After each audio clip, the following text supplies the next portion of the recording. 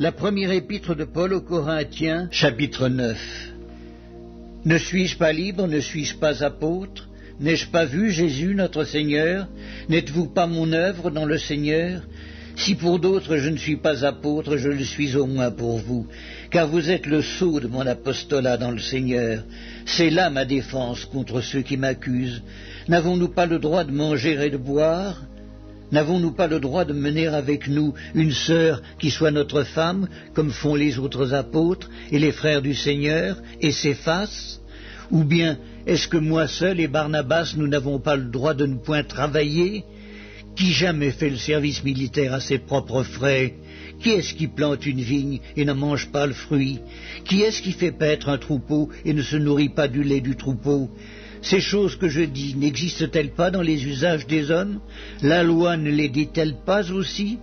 Car il est écrit dans la loi de Moïse, tu n'en muselleras point le bœuf quand il foule le grain. Dieu se met-il en peine des bœufs ou parle-t-il uniquement à cause de nous? Oui, c'est à cause de nous qu'il a été écrit que celui qui laboure doit labourer avec espérance, et celui qui foule le grain fouler avec l'espérance d'y avoir part. Si nous avons semé parmi vous des biens spirituels, est-ce une grosse affaire si nous moissonnons vos biens temporels? Si d'autres jouissent de ce droit sur vous, n'est-ce pas plutôt à nous d'en jouir? Mais nous n'avons point usé de ce droit. Au contraire, nous souffrons tout, afin de ne pas créer d'obstacle à l'évangile de Christ. Ne savez-vous pas que ceux qui remplissent les fonctions sacrées sont nourris par le temple, que ceux qui servent à l'autel ont part à l'autel? De même aussi, le Seigneur a ordonné à ceux qui annoncent l'Évangile de vivre de l'Évangile. Pour moi, je n'ai usé d'aucun de ces droits, et ce n'est pas afin de les réclamer en ma faveur que j'écris ainsi, car j'aimerais mieux mourir que de me laisser enlever ce sujet de gloire. Si j'annonce l'Évangile, ce n'est pas pour moi un sujet de gloire, car la nécessité m'en est imposée, et malheur à moi si je n'annonce pas l'Évangile. Si je le fais de bon cœur, j'en ai la récompense, mais si je le fais malgré moi, c'est une charge qui m'est confiée.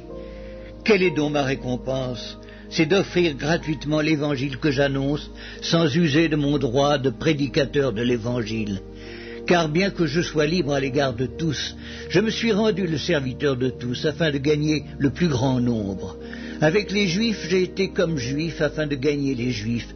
Avec ceux qui sont sous la loi, comme sous la loi, quoique je ne sois pas moi-même sous la loi, afin de gagner ceux qui sont sous la loi. Avec ceux qui sont sans loi, comme sans loi, quoique je ne sois point sans la loi de Dieu, étant sous la loi de Christ, afin de gagner ceux qui sont sans la loi. J'ai été faible avec les faibles, afin de gagner les faibles. Je me suis fait tout à tous, afin d'en sauver de toute manière quelques-uns. Je fais tout à cause de l'Évangile, afin d'y avoir part. Ne savez-vous pas que ceux qui courent dans le stade courent tous, mais qu'un seul remporte le prix? Courez de manière à le remporter. Tous ceux qui combattent s'imposent toute espèce d'abstinence, et ils le font pour obtenir une couronne corruptible. Mais nous, faisons-le pour une couronne incorruptible.